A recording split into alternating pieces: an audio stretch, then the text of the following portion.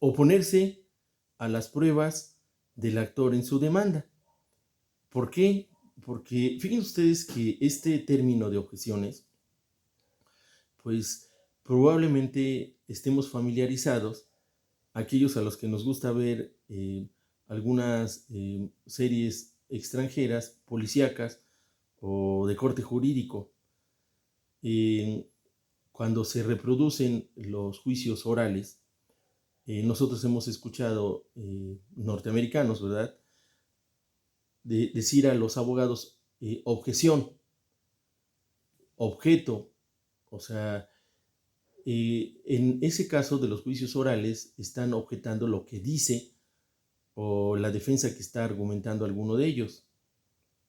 Pero aquí en nuestro sistema legal, el término de objeciones en materia procesal civil se dirige en contra de las pruebas que ofrece el actor. ¿Cómo es esto? Miren, el actor pretende probar los hechos de su demanda, pero en su ofrecimiento puede él ofrecer las pruebas de manera incorrecta. Cuando el demandado se percata que las pruebas del actor están ofrecidas de manera incorrecta, y a lo mejor aquí nos adelantamos un poquito, pero ustedes lo van a ver con claridad cuando veamos el tema de pruebas. Cada una de las pruebas debe tener íntima relación con los hechos que se plantean, ya sea en la demanda o en la contestación de demanda. Vamos a pensar que se ofrezca una prueba respecto de un hecho que no fue descrito. Entonces el demandado, al percatarse de esto, pues objeta la prueba porque es una prueba que no tiene relación con un hecho descrito. O, por ejemplo, las pruebas tienen sus requisitos. Si nosotros ofrecemos un perito, el perito debe tener el título o cédula profesional o el reconocimiento en el sistema educativo de que conoce esa ciencia o técnica. Entonces vamos a pensar que el actor ofrezca como perito a una persona que no sea profesionista. Entonces nosotros vamos a objetar que está presentando una prueba con un perito que no tiene esa calidad. Entonces la objetamos. O pide una inspección judicial y no señala con precisión el lugar donde se debe llevar a cabo. Entonces, cuando nosotros contestamos la demanda, en las objeciones objetamos esa prueba diciendo que no señaló con precisión el lugar que se debe inspeccionar. Pues imagínense ustedes qué puede producir hacer objeciones correctamente. Pues que el actor puede quedarse sin algunas pruebas. Y si no demuestra los hechos en los que se funda el derecho desconocido violado, pues no los va a poder probar. Entonces, quiere decir que el demandado está casi ganando el juicio. Entonces, este capítulo es muy importante. Ahora, acá miren, ustedes van a formular sus objeciones, pero no las pueden hacer de manera general. O sea, por ejemplo, decir, objeto todas las pruebas que ofrece el actor en su demanda por improcedentes o por estar mal formuladas, sino tienen que decir prueba por prueba en qué hacen consistir su objeción, porque esa objeción así en general pues no va a surtir efectos y el juez pues ni siquiera la va a tomar en cuenta. Entonces nosotros cuando objetemos tenemos que objetar fundadamente cada una de las pruebas que está ofreciendo el actor en su demanda. Obviamente, lo vamos a ver más adelante, ¿verdad? Respecto de las pruebas que ofrezca el demandado, pues también el actor las va a poder objetar. Pero bueno, eso será más adelante cuando veamos lo que es el juicio ordinario o la tramitación. Es uno de los temas subsecuentes. Pero en este momento sí nos anticipamos. Objetar en materia procesal civil significa oponerse a las pruebas. Y la oposición a las pruebas tiene que ser específica y razonada respecto de cuál prueba nos oponemos nosotros, cuál es la razón, cuál es el requisito que nos está observando. Entonces, este es en la contestación otro capítulo, el capítulo de las objeciones. Ahora, no, hay un capítulo de pruebas, ¿verdad? las pruebas que ofrece el demandado para acreditar los hechos de sus excepciones y también para acreditar sus objeciones. Entonces, acá, de la misma manera que el actor en su demanda, el demandado en su contestación, pues ofrece sus pruebas. Acuérdense ustedes, miren, ya lo vimos nosotros, ¿verdad? El actor en su demanda ofrece sus pruebas. El demandado en su contestación de demanda ofrece también sus pruebas. Entonces, él tiene que describirlas y, pues de momento, les reitero, no se preocupen porque a detalle nosotros vamos a ver cuáles son los requisitos para ofrecer cada una de las pruebas. Después viene un capítulo que podemos hacer valer o no. Es el capítulo de reconvención. Acuérdense que acabamos de ver que la reconvención es una demanda formulada por el demandado en contra de quien lo demanda, que se llama también contrademanda y que hace que los juicios sean dobles. Entonces, viene un capítulo de reconvención. Si nosotros tenemos que hacer valer la reconvención en este capítulo de la contestación de demanda, nosotros hacemos valer la reconvención, hacemos una demanda igualita que la haríamos, ¿verdad? Si no estuviésemos ya demandados, pero acá hacemos valer la reconvención. Si no tienen que hacer valer la reconvención, simplemente le ponen en esa parte del capítulo de reconvención para cumplir con las formalidades, no hay. Pero si la hay, así sea idem causa o causa dispari, pues ahí es donde la tenemos que hacer valer. Después viene ya nuestro capítulo de peticiones y las peticiones también son las que le formulamos al juez.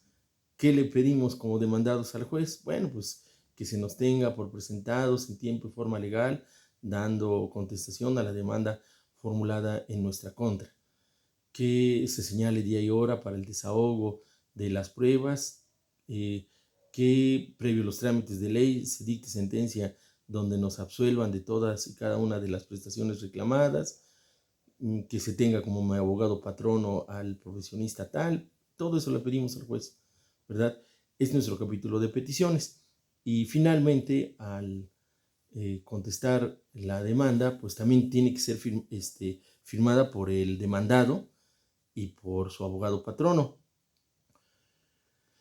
Firman, ¿verdad? Y la fecha y el lugar donde firman, con la frase también de cortesía, de protesta, a usted mis respetos, la misma que hacemos en la demanda, también la hacemos en la contestación y las hacemos en los escritos subsecuentes, protesto mis respetos, protesto lo necesario, etc.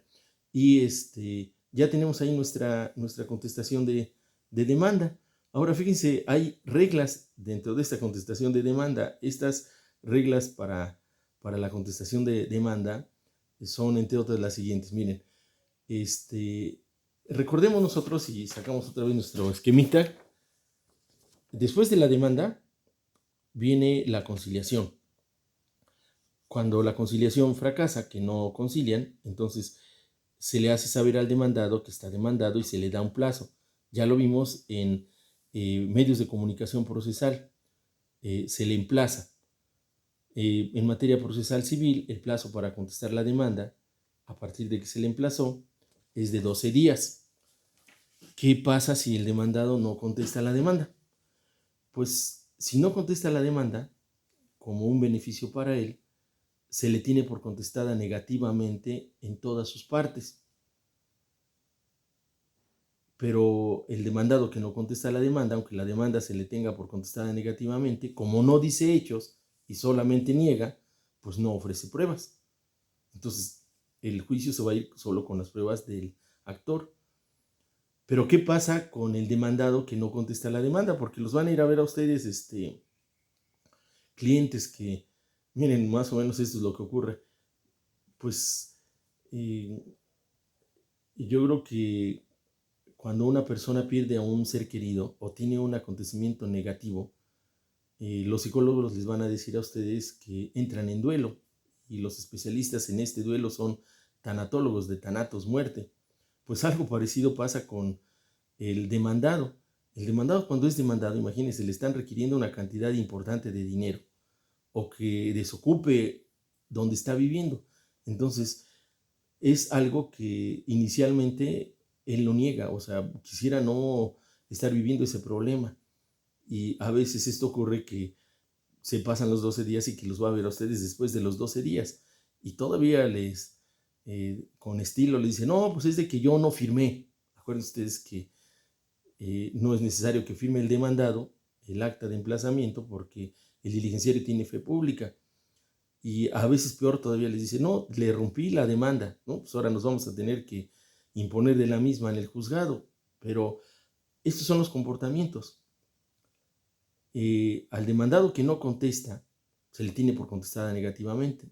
También ya no ofreció pruebas. Pero ¿qué eso quiere decir que ya no pueda participar en actuaciones subsecuentes?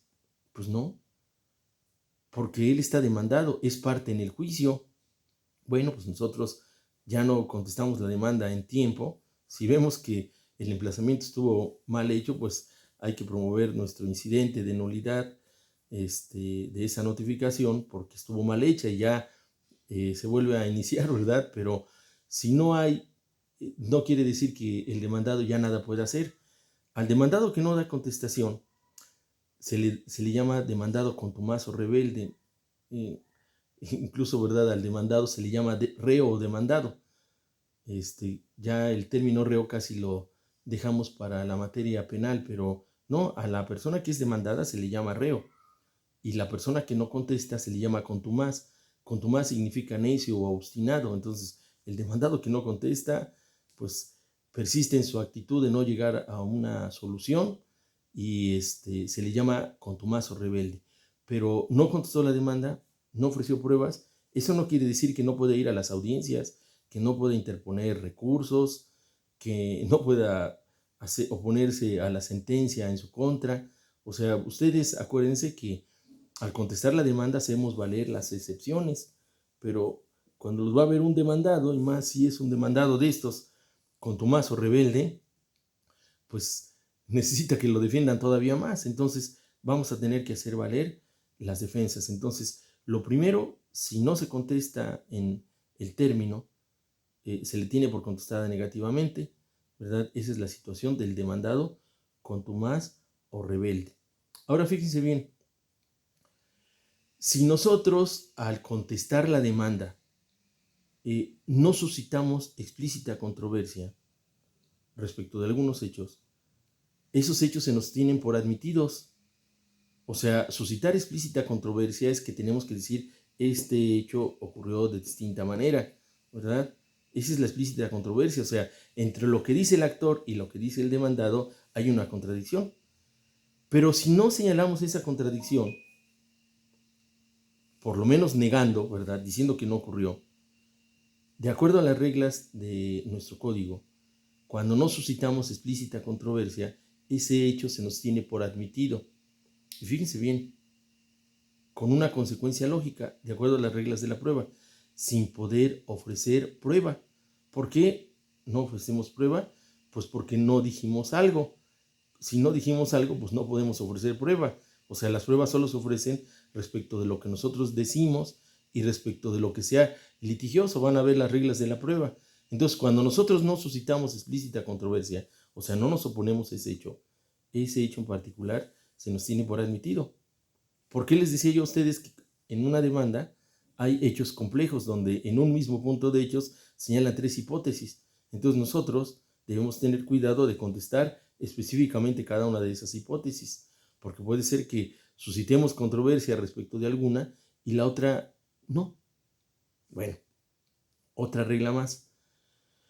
Cuando señalamos hechos incompatibles, o sea, hechos que no tienen relación, se nos tiene como una respuesta negativa. Miren, esto, si ustedes lo trasladan a el trato social, o a veces el que nosotros mismos tenemos con alguien que le preguntamos, oye, vamos a pensar entre novios, ¿verdad? Que un novio le pregunta a un novio, oye, es que tú saliste y que fuiste con otra persona. Y la novia le empieza a decir, oye, pues es de que yo desayuné y no, pero me refiero en la tarde. Oh, pues desayuné y estuve viendo la tele en la mañana, pero no les dice de lo de en la tarde lo que les interesa. Está señalando hechos incompatibles. Está violando la regla de la contestación de demanda, que entre la demanda y la contestación debe haber congruencia. Pues cuando se señalan hechos incompatibles como beneficio para el demandado, es que se le tienen por negados. Igual que si les dijese eso a una novia, ¿verdad? Quiere decir que está diciéndoles que no, pues bueno, pues acuérdense que entonces la carga de la prueba corresponde al que afirma. Entonces, en este caso, cuando se señalan hechos incompatibles, se tiene como una situación de negar. Ahora, fíjense bien, la negación del derecho importa la confesión de los hechos. Pues se vuelve a repetir, son hechos sobre los que no está suscitando explícita controversia, se tienen por admitidos. Si ustedes negaran en forma pura y simple el derecho, quiere decir que están aceptando los hechos. O sea, vean, la contestación de demanda es compleja, por eso hay que contestar el capítulo de hechos y también hay que contestar el capítulo de derechos. Ahora, pero ¿qué pasa si nosotros aceptamos los hechos? O sea, confesamos los hechos. Eso no implica necesariamente que se aplique la legalidad que pretende hacer valer el actor. O sea, nosotros estamos diciendo que sí ocurrieron las cosas. En consecuencia, el juez va a tener que decir cuál es el derecho que se aplica.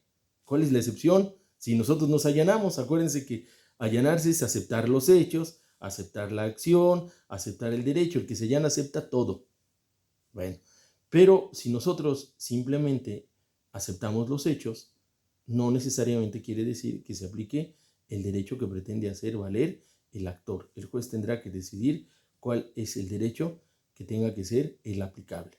Entonces, vean, estas son reglas de la contestación de la demanda. Por eso les digo que además de saber la estructura, también tenemos nosotros que saber las reglas de contestación de la demanda. Ahora, fíjense bien,